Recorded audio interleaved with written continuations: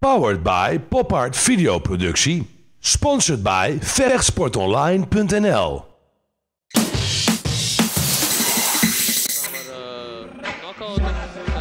Priekšlaicīgi pabeidz cīņas, 14 zaudējumi un 2 neizšķirtās. Sportists parādās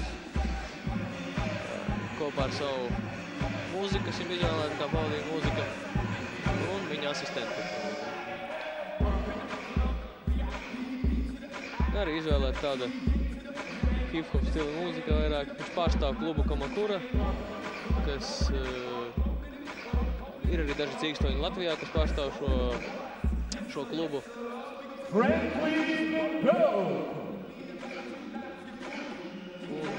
kluba dibinātājs ir meistars Gordo no Holandas, kurš pats startējis arī cīņās bez noteikumiem ASV. Основной стиль единоборств тайский бокс и кикбоксинг. Счет боям не ведет. Встречайте! Вадим Хромый! Viņa pretinieks lietuvietis Vadims Krohmins. Svars 75 kg, pārstāv taiboksu un kikboksu. Profesionālos esot vairāk kā 100 cīņas. Par tituliem nekādas informācijas nav, bet es šaubos, ka tā varētu būt viņa debija. Noteikti, ka šajās 100 cīņās ir kaut kāda titula. Zini, man godīgi sakot liekas, ka tā varētu arī būt kļūda, jo diezin vai 100 viņam uzvaras. Nu labi, lai ir tā, kā ir oficiāli pie mums informācija. Franklins Bjūks, Beļģijas čempions 2001. gadā. Nu un savukārt Vadims Hromīgs, viņa pretinieks. Jā, bija šie noteikumi, kas paredz, kad notiek 5 raundi pa 2 minūtēm A klasē, B klasē atvainojas, un A klasē ir 5 raundi pa 3 minūtēm. Tad pirmais rauns sācies.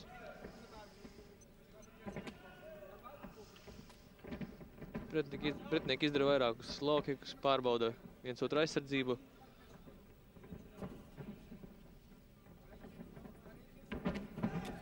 Ja Lietuvas sportists vairāk aktīvāks izdara 2 low kickus vienā piegājienā, bet izstāsta, ka uz Holandas sportists īpaši lielu iespēju neatstāja.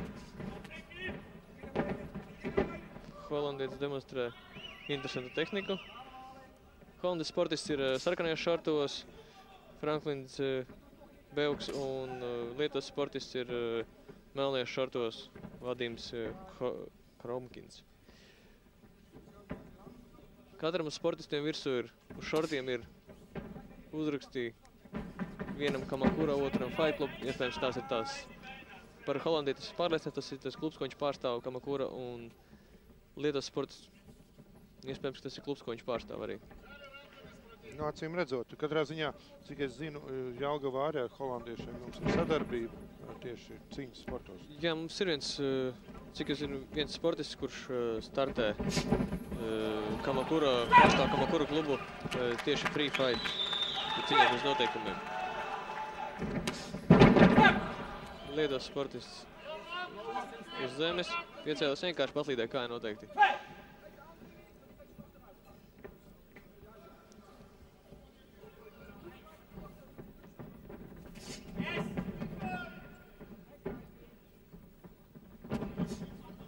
Sportists izdara vairākus uzbrukumus un otrais rauns beidzies. Diezgan atraktīvs tiesas uz ringeri, miesās padavies un noteikti var apstādināt šo cīņu, ja gadījumā aiziet ārpus robežām. Noteikti tiesnesis un iepriekšējā raunda epizodes. Manuprāt, diezgan piesardzīgi darbojās. Varētu tā teikt, ka varbūt veicu tā sauktu izlūkošanu ar sitieniem, kad pārbauda, kā ir noskaņojies pretinieks, kuri viņas vājās vietas, plusi, mīnusi, vai viņam vairāk tīk sitieni ar kājām un ieturēt distanci, atkal savukārt iet klinčā un darboties ar ceļiem un otrais rauns sācies.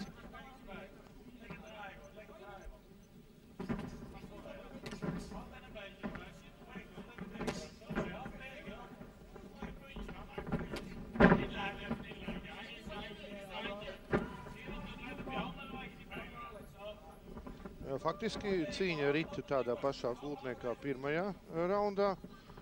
Nekādas kardinālas pārmaiņas nav. Un tagad. Lietuvas sports izrādīs veids izrāvienu, savukārt holandietis izmanto ceļus un samērā veiksmīgi varētu teikt. Kaut gan grūti noteikti, kurš varētu būt līderu pozīcijas. Vienkārši apmaiņa ar sitieniem šobrīd.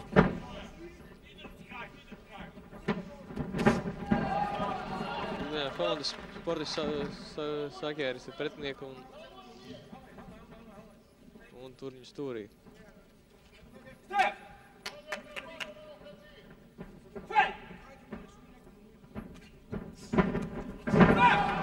Šeit vienkārši zaudē līdzsvaru. Domāju, ir ļoti minimāls Lietuvas sportista nopelns.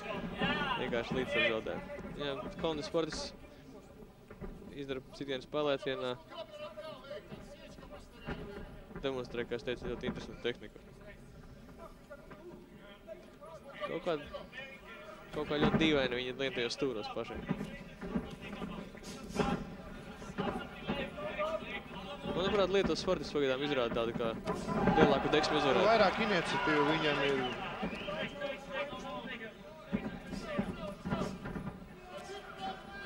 Šis Holandas sportists ir kā pats lien tajos stūros un bezmazliet tāds kā sabijies izskatās. Varbūt viņš ir zaudējis jau psiholoģiskajā divcīņā pirms mača sākuma. Tā kā viņi viens otram acīs skatījās. Jā, otrā raunda beigas. Būs redzēsim ar epizodu, kur tika gūts šis savainojums. Uzbruk. Iespējams, ar cimda malu vienkārši noskrāpēja.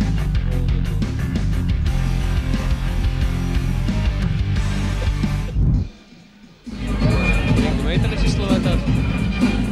Trešais rauns ir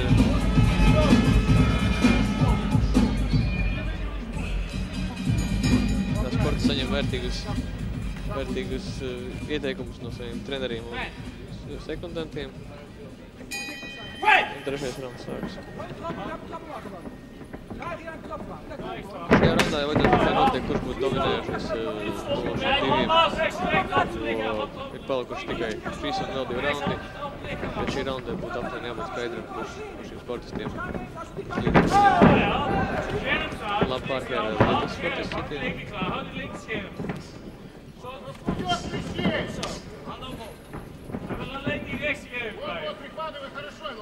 Sakērušies un mēģina izdarīt sitienus. Pagaidām tur nekas viņam prātīgi nesanāk. Drīzāk viens otram neļauj izdarīt sitienus nekā paši. Tas mēģina. Holandas sportists tika izmantoja ringa troses kā stabilizātoru, lai uzsita sitienu spēlēcienu. Šie sitieni patērē vairāk enerģijas nekā vienkārši sitiens. Atkal stūrī. Kaut kādiem tie stūri.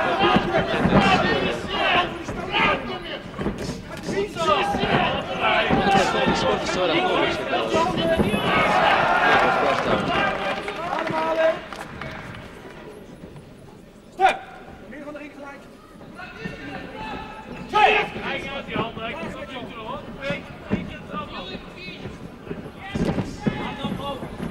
Jā, tā savainojums, ko guvis Lietuvas sportists, prāt, tur asiņo vairāk. Holandietis ir uz dēļiem. Atkopas ir augšā. Es domāju, ka pagaidām Lietuvas sportists jūs virsroku. Viss tās labāk fiziski sagatavots. Izturību trenēšanas.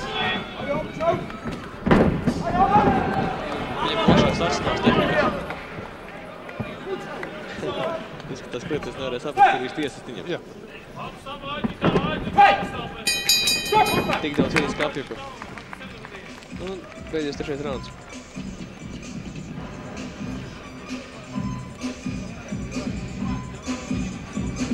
Holandietis izskatās diezgan izpūties. Šie apsēji uz rokām, kas ir Holandas sportistam, arī nāk no Taizemes un pēc vietējiem parašām ir tā, ka tur iekrīt kaut kādus magiskus vārdus un tiem it kā būtu jānes veiksmi sportistam uz ringa. Bieži vien var manīt uz Japāņu sportistu, arī ASV sportistu rokām. Tagad tas vairāk tāds, man liekas, kā modas lieta ir. Droši vien, jā. Un sākas 4. rauns. Un atkal holandietis iet uz savu vienīgo stūri. Varbūt jūtās kā mājās tur. Visiem tur apmierina tajā stūrī. Sarkans oranžs nav. Bet tieši tajā sarkanajā stūrī. Nu, un tagad? Vienkārši Lietuvietis sastrādā sitienus kā uz maisa. Kas šad tad arī izlien ārā no savu stūra. Step!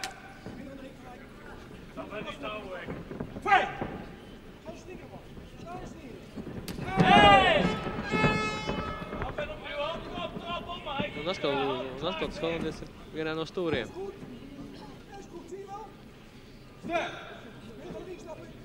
Protams, ne jau visi Holandas sportisti, kas atbraukuši uz Rīgu, ir vienāds meistarības līmenī. Tas arī skaidrs.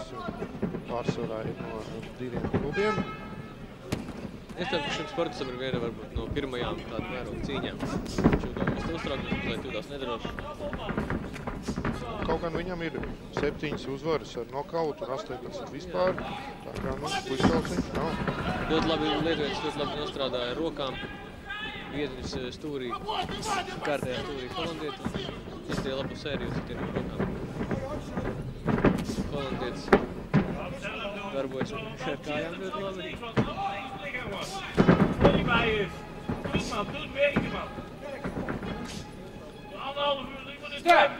Hou maak je puntjes, 3 zaken punten erop. Rechts springen, dan met links. Es domāju, ka Lietuvietis dominēja, jo šos holandietis jau ir samvērnējuši domu, kad zaudē.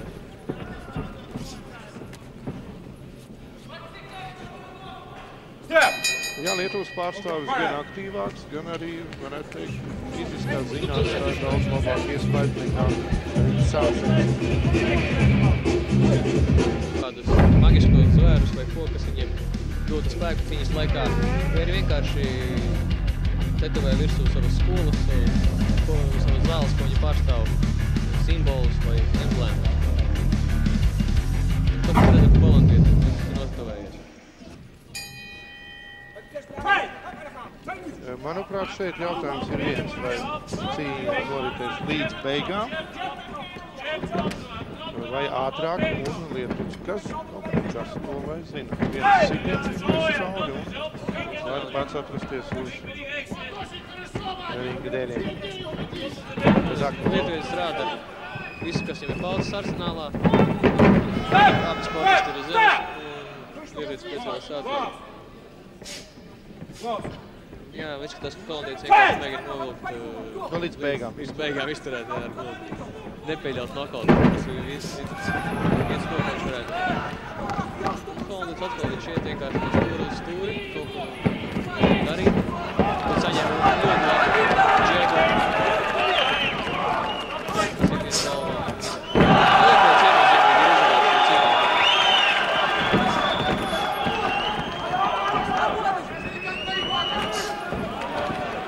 Ka Lietuvietis mēģina panākt nokautu. Jā, beigās tas ir, protams, sportistam pagodinājums, ka dailītē statistikas var ne tikai uzvar fiksēt, bet arī uzvar ar nokautu.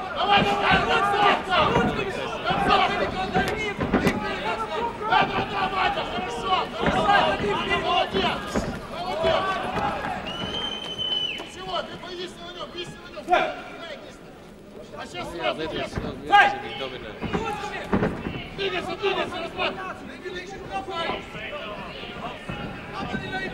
Holandas sportists mēģina nepieļaut.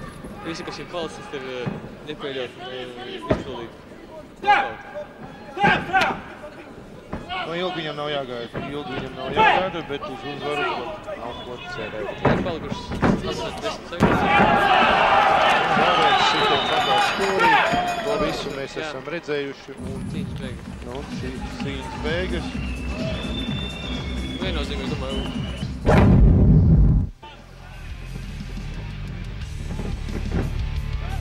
atkārtojumā.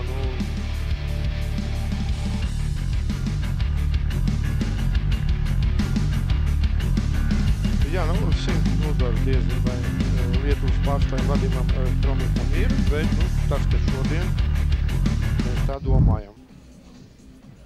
Итак, в этом поединке победу одерживает боец в синем углу ринга Вадим Хромых!